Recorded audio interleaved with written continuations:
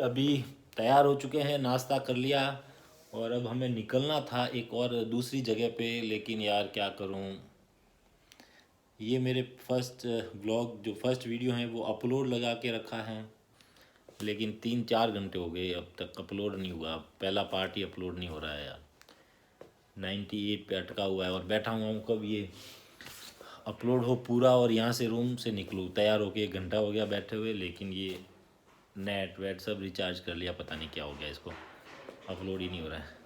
देखते हैं अब कब अपलोड होता है, उसके बाद मैं निकलता हूँ। रूम में यार परेशान हो गए क्योंकि नेट नहीं आ रहा था और न ही वीडियो अपलोड हो रहा है, तो अब मैं बाहर आ गया हूँ। यहाँ पे लैपटॉप को रख के मैं अपलोड, अब देखते हैं यहाँ पर नेट अगर आ जाता है तो अपलोड जल्दी हो जाएगा। हो गया, हो रहा बाहर आते ही हो रहा 100% हो गया यहाँ पे। तो फ्रेंड्स अब निकल रहे हैं रूम से और जा रहे हैं एक और बहुत ही प्यारी जगह। और हम यहाँ पे कल तो गाड़ी में घूमे थे, लेकिन आज हम घूमेंगे बुलेट पे। 2 बुलेट पे निकलेंगे। बुलेट है ना, नब्सा ने दिए। यहाँ माउंट आबू में उनका काम है, जो भी 2 व्हीलर्स वगैरह जो हैं यहाँ पे आते हैं तो घूमने के लिए वो रेंट पे दे। मैं नीचे डिस्क्रिप्शन में उनके नंबर डाल दूँगा, तो अगर आप माउंट आबू आए तो उन्हें ज़रूर कॉल करें। बहुत अच्छे पर्सन है और बहुत अच्छी सर्विस भी देते हैं, उनके पास अच्छी गाड़ियाँ भी हैं। और ये जहाँ हम होटल रुके थे, ये देव रेजिडेंसी है, जो हमारे अच्छे मित्र हैं उन्हीं की है। बहुत प्यारी होटल है, बहुत अच्छी होटल है, अच्छी सर्विस है। तो आप अगर माउंट आबू आते हैं तो यहाँ पे एक बार आके अपना टैरिफ चेक कर सकते हैं। नॉर्मल रेट रहती है, इतना कोई ज़्यादा नहीं है, पर अच्छी होटल है, बहुत शानदार होटल है। चलिए फिर निकलते हैं हम एक और नई जगह पे।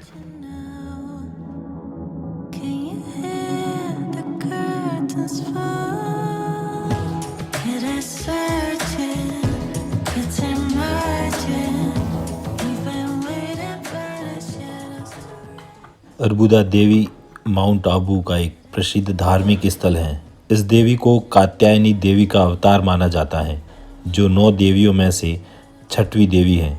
इस जगह पर माता पार्वती के होठ गिरे थे, जिसकी वजह से इस मंदिर को अधर शक्ति पीठ के नाम से जाना जाता है। इतिहासकारों का मानना है कि परमार सोलंकी शासकों की उत्पत्ति अग्निकुंड से माउंट आबू में हुई थी। इस वजह से अर्बुदा देवी परमार क्षत्रियों की कुलदेवी हैं। मंदिर से दर्शन करने के बाद हम नीचे उतर रहे हैं। एक्चुअली वहाँ पर मोबाइल कैमरा वगैरह अलाउ नहीं होता है, तो वहाँ पे बाहर रखवा दिया जाता है। और नहीं दर्शन वगैरह करने के बाद हम अब नीचे उतर रहे हैं। अदर देवी के दर्शन करने के बाद थोड़ा सा रिलैक्स छाछ के साथ, और अब निकल रहे हैं हम एक नई बहुत शानदार लोकेशन पे, गुरु शिखर के लिए आपको 15 किलोमीटर सड़क मार्ग से जाना होता है। यहाँ बीच में एक एडवेंचर पार्क है, जहाँ पर आप शूटिंग, हॉर्स राइडिंग समेत कई तरह के एडवेंचर कर सकते हैं। क्या बात है, कितनी हुई? 5। अब 5 हमारे साथ चलाएंगे। तो हम आगे हैं, यहाँ पे एक एडवेंचर पार्क है, जहाँ पे अभी फिलहाल तो गन शूटिंग है और हॉर्स राइडिंग है। हमने सोचा क्यों ना निशाना लगाया, देखते हैं किस टाइप का निशाना है। 10 गोलियाँ देगा और 100 रुपये 10 है ना भैया? हाँ जी ठीक है। 5 तो मेरे साथी इसरार भाई ने छोड़ दिए, 5 मैं छोड़ रहा हूँ। उनका निशाना अच्छा था, अब मेरा निशाना कैसा है देखते हैं।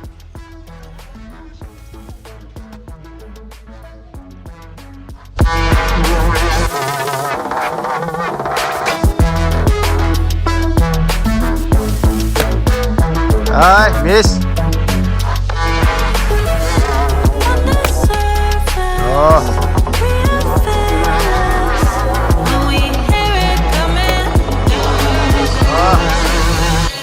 Well try. वाह, फिर से मिस। चलिए लास्ट है।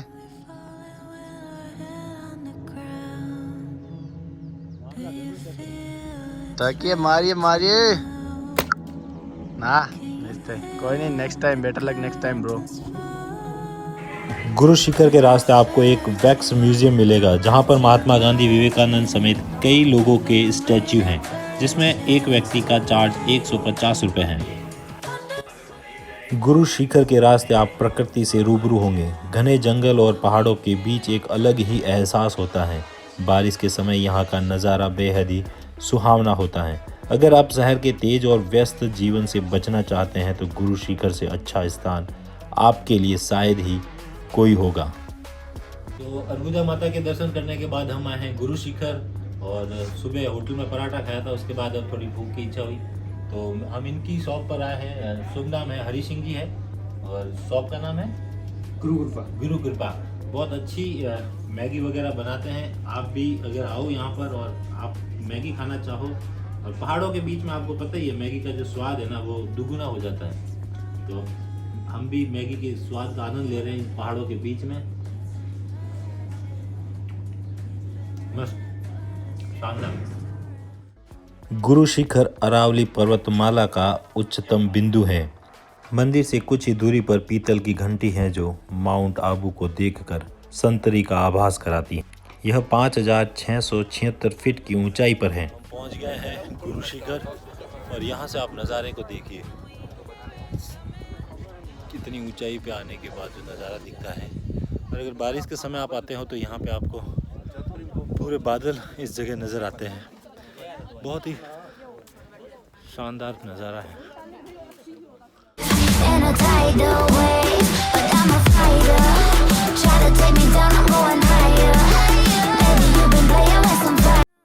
गुरु शिखर पर आपको खाने से लेकर चाय नाश्ते की दुकानें तक मिलेगी। इसके अलावा आपको हैंडीक्राफ्ट, कंबल, कपड़े समेत कई चीज़ों की दुकानें जहां से आप खरीदारी कर सकते हैं।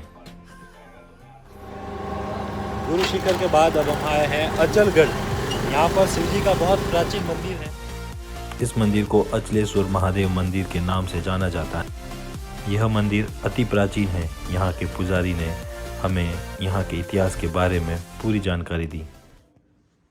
महादेव जी का शिवलिंग था वो इधर नहीं है, ये अचलगढ़ जगह है गए। यहाँ पहले आबू की जगह गहरी खाई थी, ऋषि वशिष्ठ की गाय गिर गई नंदनी, तो फिर उन्होंने सरस्वती गंगा को प्रकट की और धारा गौमुख बहती है गाय के मुख से। जहाँ अग्नि कुंड है वहाँ से परमार, परियार, सोलंकी, चौहान मुक्ता मिले थे। फिर देवताओं ने पर्वतों को बुलाए। इन पहाड़ का नाम नंदीवर्धन था, बाकी अबरूसरभ लाए, इसलिए उनका नाम आबूराज। फिर आबूराज को वशिष्ठ जी ने वचन दे दिए कि जा तेरे ऊपर वनस्पति भी रहेगी, सुंदरता भी रहेगी, 18 भान वनस्पति रहेगी, 33 करोड़ देव रहेंगे। फिर इनकी आबूराज की हाइट खाई में जाने लगी। तब वशिष्ठ जी ने शिव जी को प्रकट की, महादेव जी को। उनके प्रकट रहने से स्थिर पहाड़ हुआ। यहाँ जो पूजा होती है वो काशी विश्वनाथ जी के अंगूठे की होती है। आबू की प्रदक्षिणा भी होती है। गिरनार जैसा पहाड़ है। इलाजन खिलजी देलवाड़ा मंदिर को तोड़ा है, परमारों की नगरी तोड़ी है। फिर यहाँ आक्रमण किए थे नंदेश्वर पे भाले निशाने। फिर उन्होंने एक त्रिशूल बनाया बादशाह ने शस्त्र मिला के। ये मंदिर भीमदेव ने बनाया है। ये जो मूर्ति है वो 800 साल पुरानी है, जो महाराजा कुंभा ने भेंट की है। ये क्रिस्टल की मूर्ति है, स्फटिक की। महाराणा कुंभा थे कि उन्होंने भेंट की थी मूर्ति। काल भैरव है, चामुंडा माता है, ये देखिए। तो ये महादेव जी की कुदरत देखिए, अंगूठा है। यहाँ से लीला देखो, ये बहुत प्राचीन लीला है। ये महादेव जी शिवलिंग नहीं है, अंगूठा है। अंगूठे की पूजा होती अंगूठे की पूजा होती है। नहीं, अंगूठे के माप का ये है। पैर का है, और पैर के अंगूठे पैर के अंगूठे। यहाँ पर भी आपको कई तरह के सामानों की दुकानें मिलेगी जहाँ से आप खरीदारी कर सकते हैं। तो अभी फ्रेंड्स हम आए हैं नक्की झील। आपने पिछले व्लॉग में जो देखा था ना नक्की झील के, हमने बाहर से ही वीडियो शूट किया था क्योंकि अंधेरा हो गया था और टाइम नहीं था। आज हम आए हैं नक्की झील। यहाँ पर बोटिंग करेंगे और आपको दिखाएंगे कि यहाँ पे बोटिंग का कैसे आप मज़ा ले सकते हैं। और लगभग यहाँ पर आपको 2 तरह की मिलेगी। एक तो आप खुद पैडल मार कर चल सकते हैं और दूसरा आपके साथ एक बोट चलाने वाला आएगा जो आपको पूरा घुमाएगा। बैठ गए हैं नाव में। और क्या नाम है भैया आपका? प्रताप। कहाँ से हो? यहीं से? हाँ, सिरोही जिले से। अच्छा, कितने टाइम से यहाँ नक्की झील में? 10-12 साल से यही काम कर रहे हैं। यही बोटिंग वाला? बोटिंग का मतलब कितना क्या रहता है आपके? हमारा महीने पे पगार पे 7,500 पगार मिलता है। ये सब मतलब एक ही मालिक का है, टेंडर होता है। अच्छा, टेंडर। हाँ, वो तो हर पता है। 3 साल में एक बार टेंडर होता है। भैया यहाँ पे कम से कम 10 साल से ये बोटिंग करा रहे हैं। ये लेक है सतयुग के टाइम का, एक ऋषि मुनि रसिया बालम भगवान ने अपने नाखून से बनाया हुआ है, इसके लिए इसको बोलते हैं नक्की झील। और यहाँ राजस्थान में एक ही ऐसी झील है जो यहाँ का आज तक रिकॉर्ड है, कोई दुर्घटना वगैरह आज तक कभी कोई केस नहीं है। तो भैया ने बताया कि ये रसिया बालम जो थे उन्होंने नाखून से इसको एक ही रात में इसको नाखून से मतलब खोद के इसको नक्की झील को तैयार किया था। इसकी ऊंचाई है 3,953 फीट हाइट पे अपन अभी समुद्र तल से 3,953 फीट हाइट पे हैं। हाँ, इतना ऊपर पहाड़ पे पानी है ये पहाड़ पे। और ये मतलब आज दिन तक यहाँ पे कोई हादसा नहीं हुआ, एकदम सेफली होती है। और मतलब ये लोग हैं पूरे सेफ तरीके से ही इसको लोग पर्यटकों को यहाँ लाते हैं और उनको ये सारा इंडिया ने यूँ बनाया कि 2007 में इंडिया वर्ल्ड कप जीता ना, उस समय सारा टीम इंडिया को वर्दी देता था। इस वजह से ये बनाया कि इंडिया वर्ल्ड कप जीता था 2007 में पाकिस्तान के सामने। अच्छा। तब से ये बनाया हुआ भारत माता 2007 से। हाँ, वो जहाँ पर लाइट लग रही है वो है मेंढक चट्टान, टॉड रॉक। जो ये लेफ्ट में है वो जयपुर के महारानी गायत्री देवी का महल है, अभी उधर है जयपुर पैलेस है, वो आप देख सकते हैं जो है ना सामने, वो वाले वो है जयपुर पैलेस। यहाँ पर जयपुर के महाराजा का महल था वो। जयपुर महाराजा वगैरह आते हैं गर्मियों में पहले आते थे, यहाँ रुकते थे। यहाँ रुकते हैं। कितना शानदार नज़ारा है नक्की झील। वो सामने वहाँ पे और यहाँ पे